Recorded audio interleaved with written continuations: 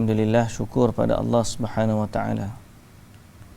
Selawat dan salam atas Nabi kita Muhammad sallallahu alaihi wasallam. Juga atas ahli keluarga baginda, para sahabatnya dan para pengikutnya sehinggalah ke hari kiamat. Alhamdulillah. Hari ini kita baca dari surah Al-A'raf ayat dan bermula dari ayat 73. InsyaAllah kita baca cerita lagi hari ini, sambungan ataupun kisah yang kedua daripada kisah para rasul. Kita baca dulu. A'udzu billahi minasy syaithanir rajim. وإلى ثمود أخاهم صالحا قال يا قوم اعبدوا الله ما لكم من إله غيره قد جاءتكم بينة من ربكم هذه ناقة الله لكم آية فذروها تأكل في أرض الله ولا تمسوها بسوء فيأخذكم عذاب أليم واذكروا إذ جعلكم خلفاء من بعد عاد وبوأكم في الأرض تتخذون من سهولها قصورا وتنحتون الجبال بيوتا فاذكروا آلاء الله ولا تعثوا في الأرض مفسدين قال الملأ الذين استكبروا من قومه للذين استضعفوا لمن آمن منهم أتعلمون أن صالحا مرسل من ربه قالوا إنا بما أرسل به مؤمنون قال الذين استكبروا إنا بالذي آمنتم به كافرون فعقروا الناقة وعتوا عن أمر ربهم وقالوا يا صالح ائتنا بما تعدنا إن كنت من المرسلين فأخذتهم الرجفة فأصبحوا في دارهم جاثمين فتولى عنهم وقال يا قوم لقد أبلغتكم رسالة ربي ونصحت لكم ولكن لا تحبون الناصحين. Baik. Bismillahirrahmanirrahim. Alhamdulillah, sekali lagi syukur kepada Allah, selawat ke atas Nabi Muhammad sallallahu alaihi wasallam. Perbanyakkanlah selawat hari ini, hari Jumaat. Semoga Allah Subhanahu wa taala membasahkan lidah kita, mentaufikkan diri kita untuk memperbanyakkan selawat ke atas Nabi sallallahu alaihi wasallam. Banyak mana terpulanglah. Banyak mana tu terpulang, tapi sebanyak yang kita mampu. Hari ini sambungan cerita Rasul, sambungan cerita kaum yang mendustakan Rasul. Biasalah, kalau kita baca mana-mana ayat Al-Quran ni, bukan sekali, bukan dua kali, banyak kali, di mana Allah Subhanahu wa taala setelah memerintahkan hamba-Nya untuk beriman, lalu Allah Azza wa Jalla datangkan contoh-contoh cerita yang real, benar-benar berlaku. Cuma manusia saja yang ada yang terlupa dan tak ambil tahu. Padahal cerita ni real, betul-betul berlaku. Kalau hari ni nak buat kajian tentang keabsahan dia, boleh saja. Tempat dia pun ada, DNA dia pun ada, DNA dia pun ada, macam-macam bukti boleh temu. Nak sebut betapa banyaknya kota-kota yang telah hilang dari sejarah. Yang tu yang diceritakan kepada kita. Yang tak cerita ada lagi. Nah, hari ni manusia jumpa kota-kota yang hilang, tenggelam di laut lah, tenggelam dalam tanah lah, sehingga orang arkeologi kena gali balik, gali nak tunjuk tamadun yang ada. Persoalan dia, kenapa tamadun tu sampai duduk bawah tanah, tenggelam? Ada yang duduk dasar laut, tenggelam. Jadi hari ni orang kaji tentang ni adalah tamadun zaman dulu. Persoalan dia, kenapa dia hilang? Fir'aun, sehebat-hebat tamadun Fir'aun adalah ni. Tapi kenapa kita lah ni tengok dalam masa dulu dia hebat, tapi kita jumpa hari ni dia telah hancur binasa. Semua persoalan cerita ni membawa pada maksud yang satu, bahawa telah berlaku sesuatu pada zaman mereka dahulu. Kenapa berlakunya perkara tersebut? Kena kaji balik. Kenapa perkara tersebut boleh berlaku? Tengok A, tengok B, tengok C. Asbab dia sama. Mereka semua binasa setelah datang kepada mereka seorang Rasul. Lalu setelah mereka mendustakan Rasul tersebut, datanglah kepada mereka azab Allah. Tengok cerita A, sama. Kaum Ad, Nabi Hud, sama. Nabi Nuh, sama. Nabi Saleh, sama. Nabi Shu'aib, sama. Semua mereka ni binasa sebab datang kepada mereka Rasul, mereka dusta, akhirnya binasa. Itu inti yang kita nak ambil daripada semua cerita ni. Semua cerita ni. Dan kita juga ambil, orang panggil dalam kajian tesis dia panggil apa? Hipotesis. Hipotesis. Hipotesis ni, inilah juga yang berlaku kepada negeri-negeri yang hancur binasa yang kita tak tahu cerita dia. Kalau kita tengok berlaku Pompei contohnya. Pompei di mana? Itali. Nah, Pompei hancur. Kenapa dia hancur? Kita akan relate dengan cerita yang sama. Cerita yang sama. Cuma orang sekarang ni dia tak balik kepada hak tu. Dia ada versi-versi lain lah.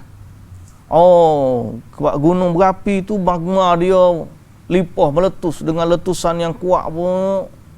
Jadi orang lain ni dia akan bahas dari sudut kejadian alam. Proses dia berlaku. Tapi dia tak tengok punca sebenar dia berlaku. Siapa yang menggerakkan magma tu? Siapa yang meletuskan volcano tu? Siapa yang mendatangkan ribut? Semua tu tidak akan berlaku secara tiba-tiba. Manusia dia boleh kata ni adalah apa panggil mother nature, hukum alam. Dia berlaku itu kerana kebetulan. Sebab itu masa telah sampai waktu tu, memang volcano tu nak meletus, maka meletuslah dia. Jadi akhirnya mereka jadi orang panggil dahriyun. Dahriyun ni orang yang kata memang sudah sampai masa tu berlaku gitu. Memang semua, tapi dia sampai kepada masa je. Dia tak pergi lebih daripada tu. Punca sebenar yang menentukan masa, yang menentukan ajal, yang mentadbir sekalian alam, dia tak pergi ke situ. Dia hanya duduk, ni memang waktu tu kejadian nak berlaku gitu. Jadi oleh kerana mereka tu duduk situ, maka berlakulah kemusnahan. Nasib dia orang lah gitu. Dia kira lagu tu je. Tapi kita sebagai orang yang beriman, bahawa langit dan bumi ni ada penjaga, ada pencipta, ada pentadbir. Tidak berlaku sesuatu melainkan dengan peraturan atau pentadbiran yang maha mentadbir. Itulah Allah Azza wa Jalla. Kalau mother nature ni bertindak dengan dirinya sendiri, nescaya tak ada orang dah selamat hari ni. Situ pun berlaku mother nature, ni pun berlaku mother nature. Ni bencana alam, tu bencana alam, tu malapetaka. Semua kita nak kata gitu. Tak ada orang kontrol, dia akan jadi haru biru. Dia jadi caca merba. Dia akan jadi tak ada peraturan dalam hidup. Ajaib dah. Manusia boleh fikir malapetaka tu jadi dengan sendiri je. Ajaib. Sedang dalam pentadbiran dia sekecil-kecil dalam rumah dia sendiri tak akan berlaku benda dengan sendiri. Kalau dia tanam sesuatu pun tak akan berlaku dengan sendiri. Semuanya mesti ada yang menggerakkan dan menguruskannya. Jadi semoga Allah Azza wa Jalla menjadikan kita orang yang mengambil iktibar daripada kisah-kisah sebegini. Mudah-mudahanlah dalam kealpaan dan kelalaian kita. Perasan tak Allah Ta'ala sebut banyak kali sebab apa? Sebab kita. Bukan kerana Allah tu lupa, tak. Kerana kita. Sebab apa? Kita yang lupa. Perasan tak? Cerita ni kita sebut banyak kali dah.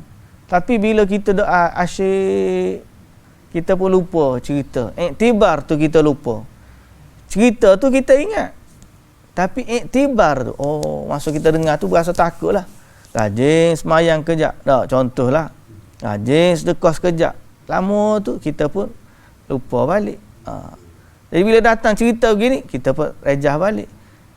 Allah Ta'ala sebut banyak kali bukan tujuan kerana Allah. Tak, tujuannya kerana sifat manusia tu sering lupa.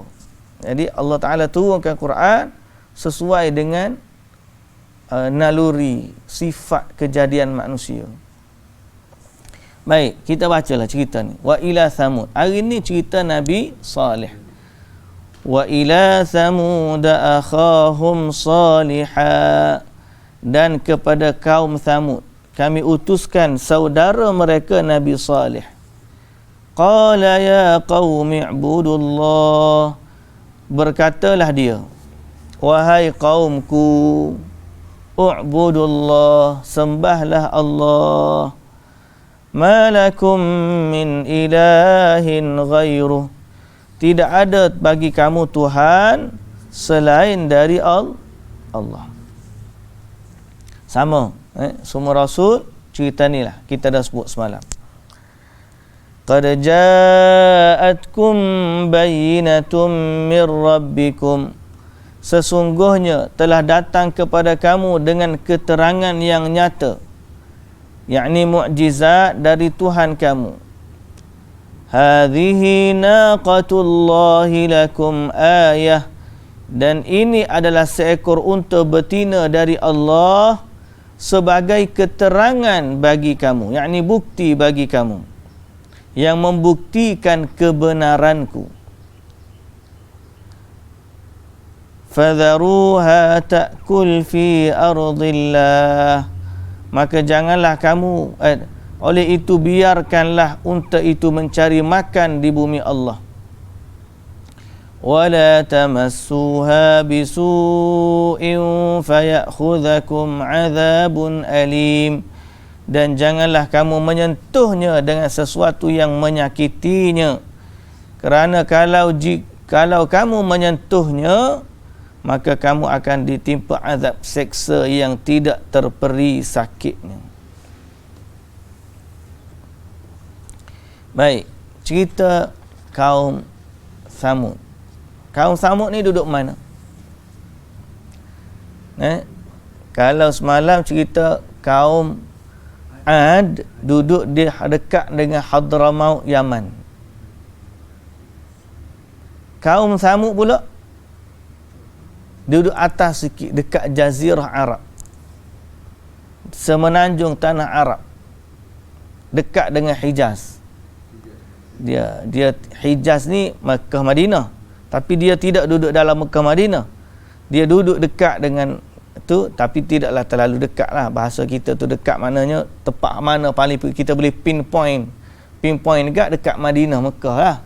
Kerana Nabi SAW dalam perjalanan baginda pergi ke Tabuk, dalam perjalanan perang Tabuk, Nabi melalui kawasan tersebut dan Nabi bagi tahu kepada sahabat, inilah dia tempat orang Samud. Kalau kita pergi ke Madinah, dekat dengan sana ada satu tempat nama dia Ula, dekat Ula.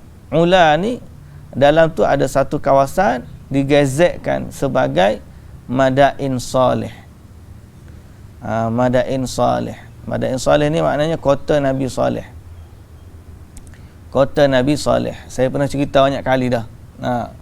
Cuma cerita je. Nak bawa tak lagi. Nanti lepas kerajaan Saudi buka ni, boleh gilah kalau nak pergi kat.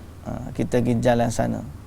Tapi berjalan sana tu, kita kena ambil juga pesanan Nabi sallallahu alaihi wasallam. Yang mana waktu Nabi sallallahu alaihi wasallam dalam perjalanan tu, Nabi singgah di tempat tu. Nabi lalu. Walamma nazala Rasulullah sallallahu alaihi wasallam bin nasi ala Tabuk. Dalam perjalanan nak pergi Tabuk ni, nazala bihim al-hajar inda buyuti Thamud. Mereka sampai tiba di satu tempat batu-batu yang mana tempatnya kaum Thamud.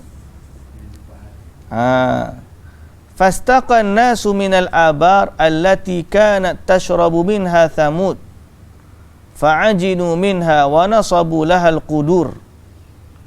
Bila mereka sampai situ, jumpa telaga. Telaga tu telaga kaum Thamud.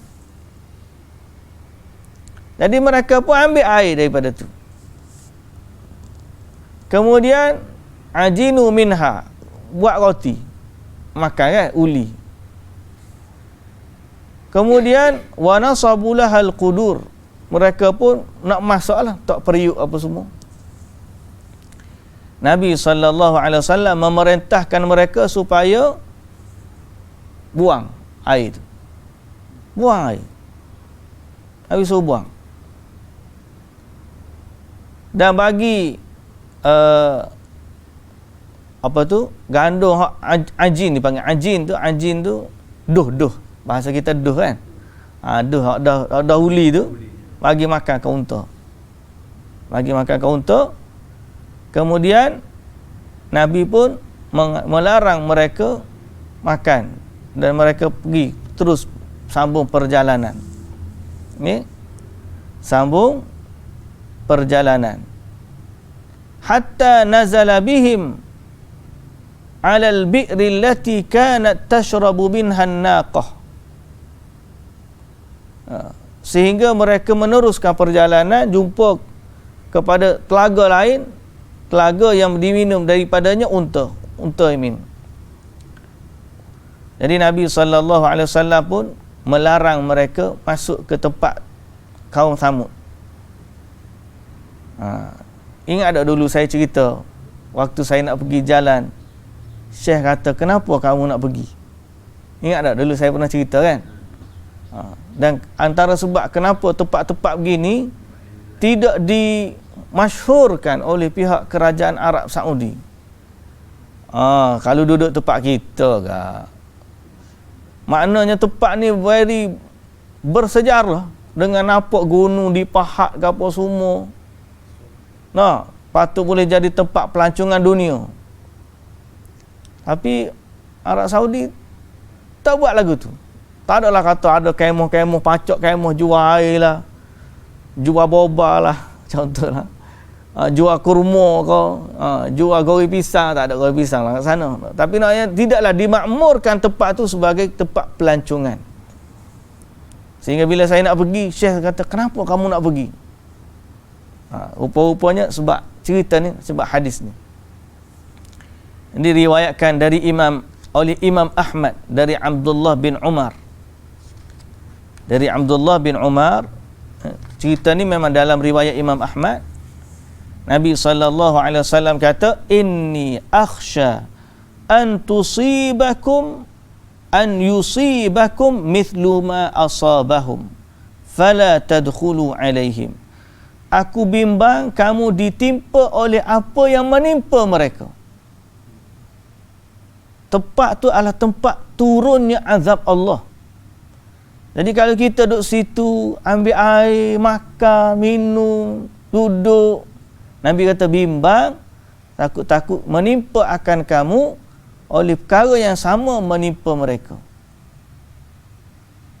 Kita tak ambil iktibar gitu, kita kalau masuk piramid, nak ambil gambar piramid, peace gini. Waktu saya pergi Mesir dulu, mula-mula nak panjat ni, pergi piramid nak panjat. Nak masuk dalam piramid kena bayar berapa? $80 ke? Mahal. Nak masuk. Jadi saya pun kata kepada kawan tu lah, berbaloi ke kita bayar duit kita RM100 untuk tengok satu tempat yang dilaknat Allah. Padahal kita boleh tengok je piramid daripada luar. Memang saya sampailah kat piramid, boleh tengok lah, boleh panjat lah batu dia. Tapi nak masuk dalam tu, nak kena bayar. Lepas tu siapa pun kita pergi muzium. Muzium pula ada mumia Fir'aun. Nak masuk muzium tu kena bayar dah. Dia lepas masuk muzium tu nak tengok mumia tu kena bayar lain pula. Hak ni dia murah mula masuk ni. Tapi bila nak tengok mumia tu mahal lagi. Kita pun tanya kawan. Satu memang PT tak banyak lah masa tu, muka student kan, pergi ngaji kicang. Tapi kita fikir berbaloi tak kita bayar ratus-ratus nak tengok orang yang dilaknat Allah. Melainkan kita ni nak cari benda baik, cari benda rahmat.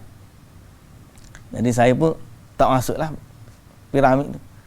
Cerita yang sama juga waktu saya pergi ke Madain Salih ni. Bila Syekh kata gitu, kita pun pergi. Pergi tu tak adalah kata bawa bekal-bekal nak berkela ke apa. Kita pergi nak balik hari. Masa tu air pun tak bawa gitu. Bawa air minum je. Sikit. Bekal makanan pun tak ada. Jadi kita pergi tu ingat nak balik hari lah. Siapa-siapa lekat dekat pada pasir tu. Sudah. Kereta tu bukan kereta 4x4 kan. Kita pergi kereta biasa. Lekat dekat pasir. Kata ya Allah, takkanlah nak mati tepat lagu ni. Orang lain. Orang tak ada. Kita je. Orang tak ada. Kita pula pergi kono-kono pemuda masa tu semangat lah nak eksplorasi kan. Masuk daripada satu bukit ke satu bukit, tengok kubur dia, tengok pak makan dia, tengok tempat perkumpulan dia, tengok dia banyak bukit-bukit ni, luar kawasan tu bukit-bukit. Ni dipahak jadi dewan, ni dipahak jadi kantin, macam tempat makan, ni dipahak. Ada jumpalah kita tengok tempat simpanan air ke apa semua tu. Pergi pula pergi sendiri tengok adalah tourist guide di situ. Lepas tu kita pun banyak pergi lekat situ, kata ya Allah mati sini tak pasal, orang lain mesti tempat molek, kita mati tempat tipu azab tak pasal. Tapi alhamdulillah lepas korang panggil korek pasir tu, tayar tu boleh tu, kita pun cepat-cepat keluar. Ceritalah sejarah. Tapi hadis yang diriwayatkan daripada Imam Ahmad ni, Nabi SAW sebut, la tadkhulu ala haula'il mu'adzabina illa an takunu bakina. Jangan kamu pergi atau masuk ke tempat-tempat orang yang diazab melainkan dalam keadaan menangis. Pergi tu dalam keadaan menangis. Makna ambil iktibar. Fa in lam takunu bakina fala tadkhulu alaihim. Kalau kamu masuk tu tak menangis, tak payah masuk. Tak payah masuk. Kalau masuk tu tak menangis, fala tadkhulu alaihim, tak payah masuk atas mereka. An yusibakum mithlu ma asabahum, kerana bimbang kamu ditimpa dengan apa yang mereka ditimpakan. Tu makna iktibar sebenar. Berapa ramai orang yang betul-betul mengambil iktibar. Nah, kita tengok mumia Fir'aun, seronok, happy. Kita tengok tempat-tempat yang ditimpakan azab, pergi laut mati boleh berenang. Happy-happy dak berenang kat laut mati. Boleh terapung dan sebagainya. Pergilah ambil iktibar. Kita bukan larang nak pergi, tapi hati tu jangan sampai kita lupa nak ambil iktibar tempat-tempat begitu. Mana lagi tempat hak diazab oleh Allah? Laut mati di Jordan. Di apa lagi? Di mumia Fir'aun di Mesir. Tapi laut mati itu memang tak ada tinggal kesan, sebab dia balik bumi, angkat faja'alna 'aliha safilaha, angkat dengan bumi itu diterbalikkan dan dihempak, mati hancur. Madain Saleh ni lain cerita dia. Baik, sambungan cerita. Jadi Nabi kata, kalau nak pergi, pergilah dengan menangis.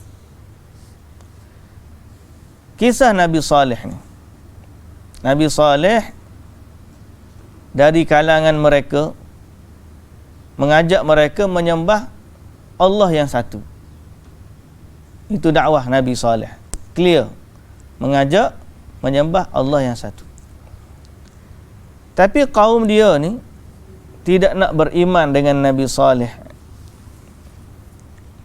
Sehingga mereka minta bukti. Bahawa apa bukti menunjukkan kamu ni utusan Tuhan. Lalu Allah Ta'ala bagi Nabi Saleh, mereka minta dengan Nabi Saleh keluarkan unta daripada bukit. Kerana pada masa itu kehebatan mereka. Dan sifat mukjizat ni memang biasanya mencabar kehebatan kaum tersebut. Mengalahkan mereka sehingga mereka tunduk kepada Nabi yang diutuskan. Jadi oleh kerana kaum Samud ni, kehebatan mereka adalah memahat bukit. Bukit tu memang dia pahat cantik. Kata je macam kita tanpa plaster. Padahal dia pahat. Kata je. Adalah hak kesan pahat, hak dia tak plaster tu, ada. Tapi ada juga dia sudah pahat tu, dia plaster cantik. Jadi nampak macam plaster kita kan. Kata je. Jadi itu kehebatan mereka pada masa tu. Jadi Allah Azza wa Jalla datangkan dengan satu bukti membatalkan dan mengalahkan kehebatan mereka. Iaitu dalam pahat-pahat bukit tu mereka biasa pahat-pahat buat rumah, pahat-pahat buat bilik tidur, pahat-pahat buat meja makan. Ni tak. Allah Ta'ala buktikan kepada mereka Nabi Saleh boleh pahat-pahat keluar unta. Maka mereka minta bukti. Nabi Allah Saleh minta dengan Allah Azza wa Jalla. Akhirnya Allah memberikan bukti kepada mereka seekor unta yang bunting. Nak ria lagi unta tu bunting. Kemudian lepas daripada tu beranak. Jadi unta tu bunting beranak. Kemudian Nabi Saleh kata, fadharuha ta'kul fi ardillah. Unta ni jangan kacau, biar dia makan, dia minum di bumi Allah. Kemudian datang pula ujian Allah seterusnya. Kalau mereka betul nak taat kepada Nabi Saleh, Allah Ta'ala suruh gilir minum. Telaga kaum tu satu hari untuk mereka, satu hari untuk unta. Habis tu untuk mereka satu hari yang diminta unta tu apa? Disebut dalam tafsir, satu hari mereka minum air, satu hari mereka minum susu. Yakni hari unta tu minum air, kamu boleh perah susu unta tu. Bukanlah kamu dahaga hari tu, tak. Kamu boleh minum susu daripada unta tu. Sebab unta tu unta yang baru beranak, ada susu. Jadi kamu boleh minum susu dia. Mereka ni dia akhirnya minumlah lagu tu. Cumanya tetap tidak beriman dengan Nabi Saleh. Nabi Saleh pun dah ajak mereka ni. Ajak mereka supaya beriman kepada Allah yang satu. Tidak menyembah selain dari Allah. Dan adalah di kalangan mereka yang nak beriman kepada Nabi Saleh. Dalam cerita ni. Jadi mula kita berhenti ayat, jangan kamu sentuh dengan sesuatu yang menyakitinya. Kalau tidak, kamu akan ditimpa dengan azab seksa yang tidak terperi sakitnya. Wadhkuru idh ja'alakum khulafa'a min ba'di 'adin. Dan ingatlah ketika Allah menjadikan kamu khalifah sesudah kaum Ad. Jadi kedudukan kaum Samud ni adalah setelah daripada kaum Ad. Sebab dia panggil apa? Khulafa. Khulafa ni khalifah, ganti. Bila ganti ni sesuatu tu lepas, barulah ganti kemudian. Jadi datangnya kaum Ad, kaum Samud sesudah kaum Ad. Wa bawwa'akum fil ard. Dan ditempatkannya kamu di bumi. Tattakhiduna min suhuliha qusura. Untuk kamu dirikan istana-istana di tanahnya yang rata. Wa tanhituna minal jibali buyuta. Dan kamu memahat gunung ganangnya untuk dijadikan rumah. Okey. Jadi di tanah rata ada istana. Di tanah gunung ada rumah. Pahak-pahak gunung jadi rumah. Rumah flat. Tapi tidak flat macam kita lah. Dia gunung tu dia sifat dia agak tinggi. Kemudian kita masuk, ada hak binaannya tinggi dalam tu. Tapi yang saya masuk tu dia panggil sama setingkat lah, setingkat. Ada 2 tingkat naik sikit, kemudian ada tempat penyimpanan air. Ingat-ingat lupa dah. Kena tengok balik. Dulu kita dulu tak ambil gambar. Kat sana dulu tak bagi ambil gambar. Jadi ingat-ingatan hak kita yang ada. Hak dalam otak kita lah adanya. Kena pergi sekali lagi lah. Tapi kena pegang hadis tu molek-molek. Baik, jadi fadhkuru ala Allahi wa la ta'thaw fil ardi mufsidin. Maka kenangkanlah nikmat-nikmat Allah itu, nikmat-nikmat Allah itu, dan janganlah kamu bermaharaja lela melakukan kerosakan di muka bumi.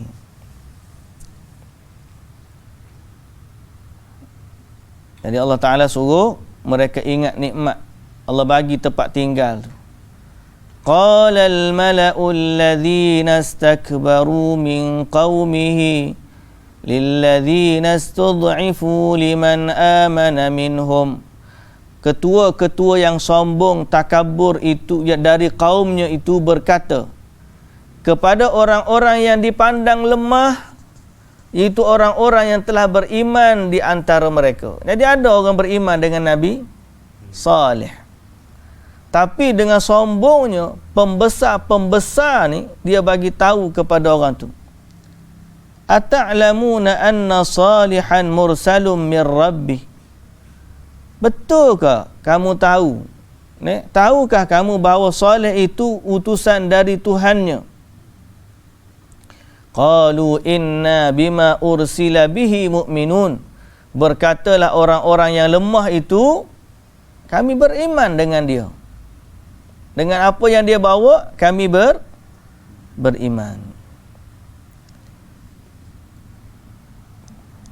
Qala alladhina istakbaru inna billadhi amantum bihi kafirun. Maka berkatalah pembesar-pembesar, kaum dia yang sombong takabur itu berkata, sesungguhnya kami tetap ingkar akan orang yang kamu beriman dengannya. Mereka cerita, kami tak percaya dan kami tidak beriman bahawa dia adalah utusan Tuhan. Apa yang berlaku? Fa'aqarun naqah, mereka pun menyembelih unta tersebut. Dah lah boleh minum susu unta. Tapi oleh kerana mereka ni yang menyebabkan mereka nak bunuh unta kerana tak puas hati dengan dakwah Nabi Saleh. Tak puas hati dengan doa Nabi Saleh. Satu. Yang kedua, disebutkan dalam cerita mereka ni tak puas hati. Tak puas hati. Falamma tala alaihim idza marrat bi an'amim nafarat minha. Dia kata sampai unta tu bebas sangat, tak ada orang kacau, sehingga sampai kalau unta tu lalu kepada binatang-binatang ternak mereka, binatang ni akan lari.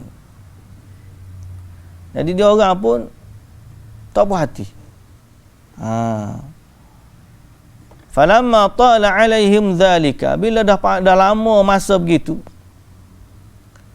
bertambahlah juga kedustaan mereka terhadap Nabi Saleh. Sampai satu peringkat mereka pun nak bunuh unta supaya mereka dapat minum air tersebut setiap hari. Ni manusia kan, sifat dia memang gitu. Dah ada satu hari air, satu hari susu. Tak, dia nak dua-dua hari susu air. Pelik tu.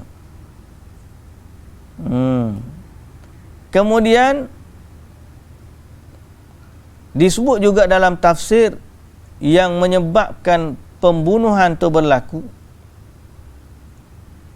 yang membunuh unta tersebut, Allah nisbahkan kepada kaum itu. Fa'aqaruha, mereka pun menyembelih unta itu. Siapa di sini mereka? Siapa di sini mereka? Disebut ada dua orang.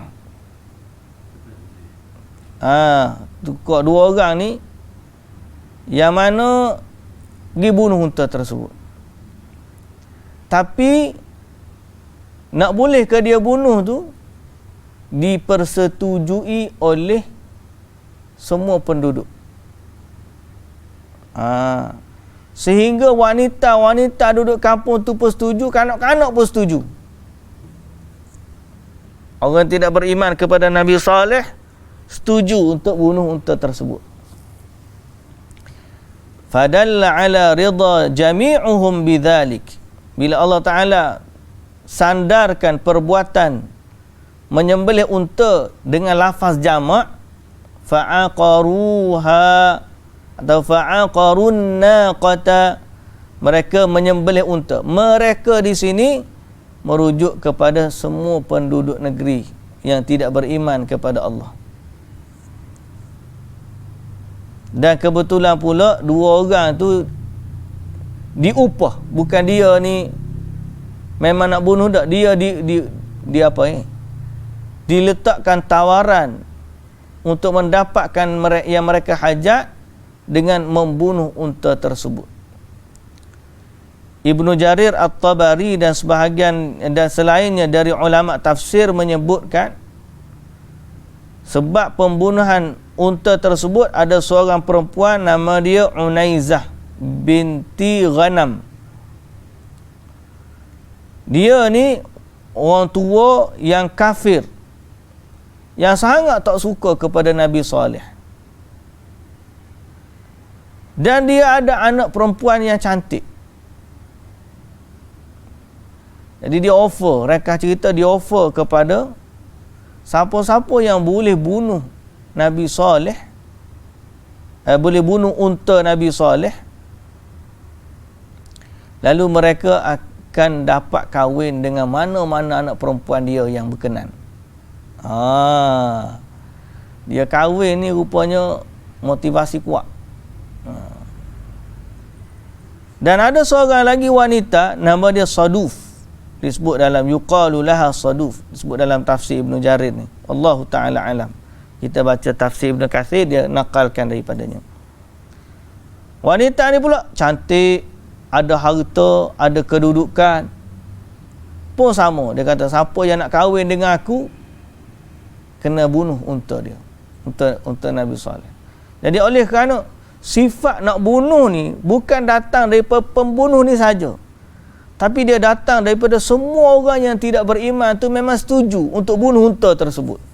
Cumanya di tangan dua orang tu lah unta tu mati.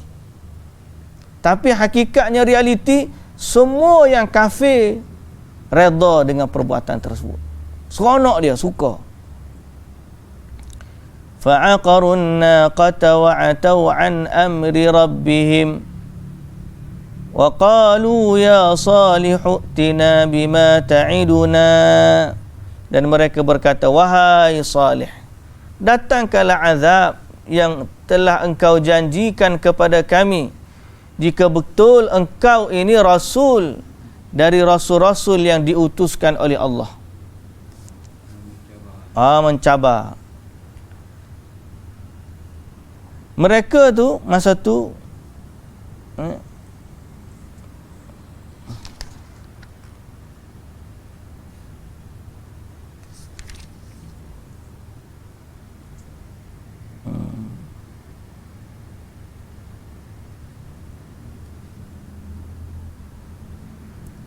dua orang tu pergi, tetapi mereka diikuti oleh 7 orang lain yang menjadikan yang buat kerja tu semua sekali total 9 orang.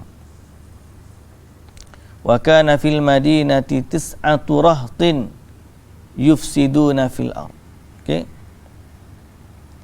Mereka cerita unta tu pun mati. Unta tu pun mati. Jadi bila Nabi Saleh pergi tengok unta tu dikhabarkan kepada mereka, mereka berkumpul. Tengok unta tu mati. Nabi Saleh kata, tamatta'u fi darikum thalathata ayyam. Kaum dia ni tunggu mana azab hak mu janji tu, unta ni mati. Dia cabar. Dah lah dia bunuh, dia pergi cabar pula mana azabnya yang kamu janjikan. Nabi Nuh kata, tamatta'u fi darikum thalathata ayyam. Duduklah di tempat kamu selama 3 hari. Selama 3 hari. Maka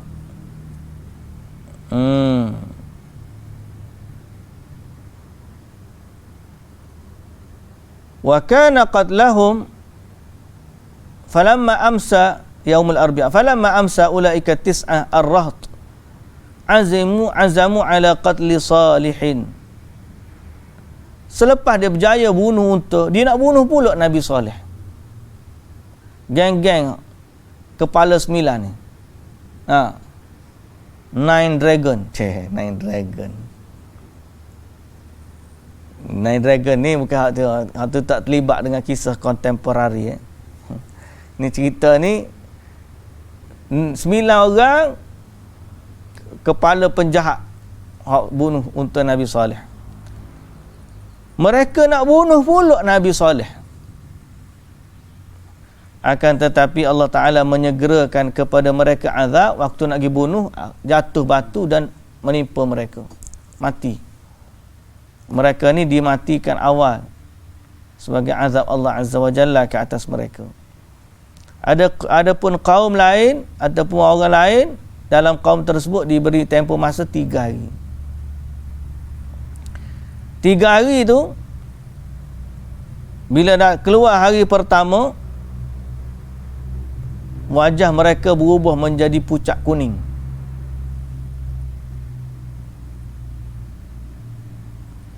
Kemudian masuk hari kedua, wajah mereka menjadi merah. Nampak merah di wajah mereka. Dan pada hari ketiga, dari hari-hari mereka bersenang-senang. Nabi Saleh kata bersenanglah selama 3 hari. Hari pertama mereka hidup dalam senang lenang, tapi wajah mereka bertukar je kuning. Hari kedua senang lenang juga, wajah mereka berubah menjadi kemerah-merahan. Hari yang ketiga, dalam hari kemuncak kesenangan tu, wajah mereka berubah menjadi hitam. Maka pada hari yang keempat, mereka tunggu sebagaimana yang dijanjikan oleh Nabi Saleh alaihi salam.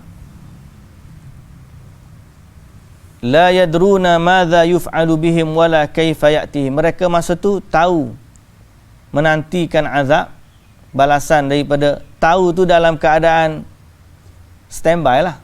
Nah, tiba-tiba terbitnya matahari hari keempat, datanglah as-sayhatu minas sama, gempaan daripada langit, dan digoncangkan bumi dari bawah mereka sehingga mereka mati bergelimpangan.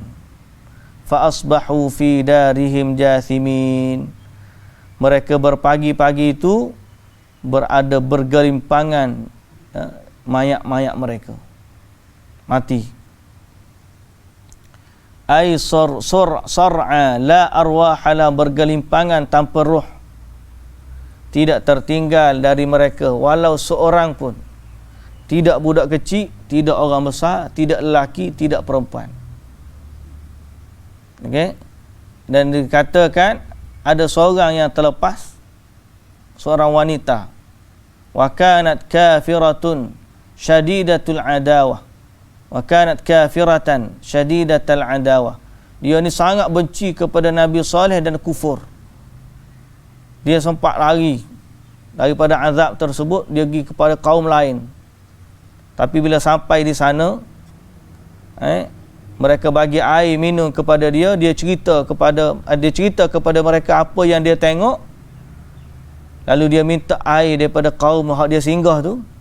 Sebaik saja dia minum air, akhirnya dia mati. Tak tinggal walau seorang pun daripada penduduk negeri tersebut.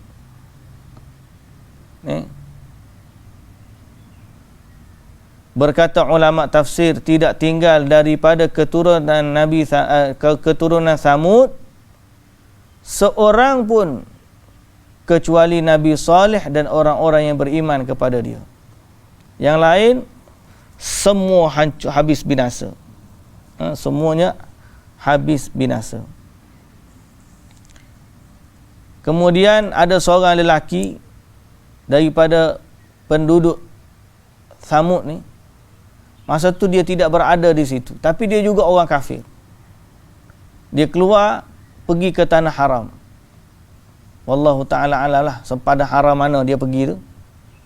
Tapi dia duduk dalam tanah haram sebab dia dekat kan. Sebaik saja dia keluar daripada kawasan haram, tiba-tiba Allah Azza wa Jalla hantar batu dari langit menghempapnya dan mati. Tak tinggal walaupun seorang yang kafir. Semua hancur. Ini sebut dalam tafsir, cerita tu begitu.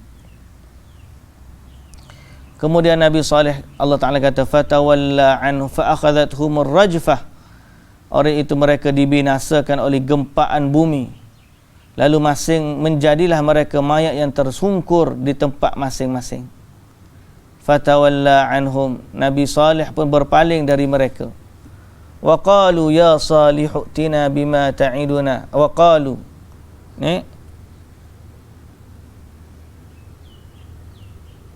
Fatawalla anhum wa qala ya qaumi. Dia berpaling daripada kaum dia. Dia meninggalkan mereka dan dia kata, wahai kaumku, laqad ablaghtukum risalata rabbi. Aku kan dah bagi tahu kepada kamu risalah Tuhan. Wa nasahtu lakum, dan aku dah bagi nasihat. Walakin la tuhibbunan nasihin, Tapi masalahnya kamu tidak suka kepada orang memberi nasihat. Mana kamu tak nak ambil nasihat aku, sehingga akhirnya kamu ditimpakan azab oleh Allah Subhanahu wa ta'ala. Ini sama dengan Nabi bagi tahu kepada orang-orang Quraisy yang mati. Selepas dia mati, dia bagi tahu, kamu macam mana dah dapat. Supalah dengan Nabi SAW ni kata, fatawalla anhum, dia pun berpaling daripada waktu dia nak meninggalkan mereka yang diazab tu. So dalam ayat ni secara tak langsung kita dapati bahawa memang nabi-nabi ni diselamatkan daripada azab dan orang beriman. Jadi mereka sebelum nak tinggalkan negeri mereka, Nabi Saleh kata kepada kaum, laqad ablaghtukum ya qaumi, wahai kaum, laqad ablaghtukum risalata rabbi, aku dah sampaikan kepada kamu risalah dari Tuhanku, wa nasahtu lakum, dan aku dah bagi nasihat dah. Jangan sampai jadi azab macam ni, tapi kamu tak nak dengar. Walakin la tuhibbunan nasihin, tapi kamu tak suka kepada orang pemberi nasihat, jadi kamu tak dengar nasihat. Inilah yang berlaku. So kita ambil iktibar daripada kisah ini. Semoga Allah Ta'ala menjaga iman kita. Dan cara untuk kita mengelakkan azab tidak lain dan tidak bukan mesti kembali kepada Allah. Dan inilah cara yang kita kena buat sebenar-benarnya berhadapan dengan mana-mana malapetaka atau musibah. Termasuklah wabak penyakit. Covid ke, apa ke, dia adalah sebahagian daripada makhluk Allah. Dan dia menjadi tentera-tentera Allah untuk Allah binasakan orang-orang yang tidak beriman. Jadi jalan untuk selamat daripadanya tidak lain pada kita yang mentadabbur ayat Quran ni, jalan paling selamat ialah kita kembali kepada Allah Subhanahu wa taala.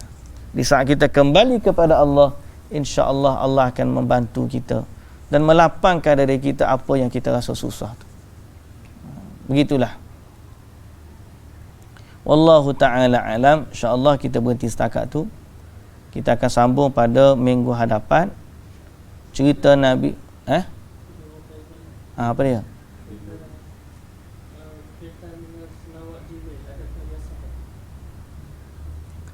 Selawat Jibril.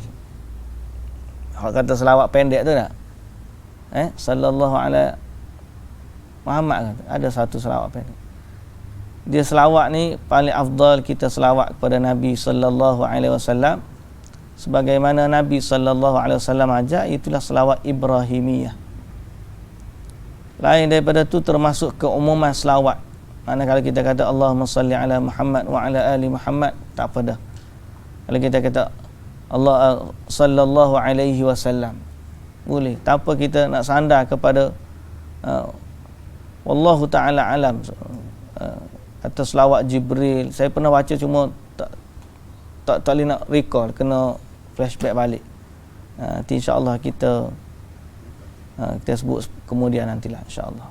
Tapi paling penting berselawatlah dengan yang sahih daripada Nabi kita Muhammad sallallahu alaihi wasallam. Masalahnya bila sebut selawat Jibril itu bukan sekali, dia ada bilangan dia pula. Dia ada punya kaifiat dia. Sepatutnya sebaiknya kita kata berpada dengan ajaran yang diajar oleh Nabi kita Muhammad sallallahu alaihi wasallam, di mana Nabi kata selari Jumaat memperbanyakkan selawat. Selawat yang paling baik adalah selawat Ibrahimiyah yang Nabi sallallahu alaihi wasallam sendiri ajar. Tak mampu hak panjang tu, selawatlah yang pendek. Allahumma salli ala Muhammad wa ala ali Muhammad. Allahu ta'ala alam. Subhanakallahumma wa bihamdika asyhadu an la ilaha illa anta astaghfiruka wa atubu ilaik. Assalamualaikum warahmatullahi wabarakatuh.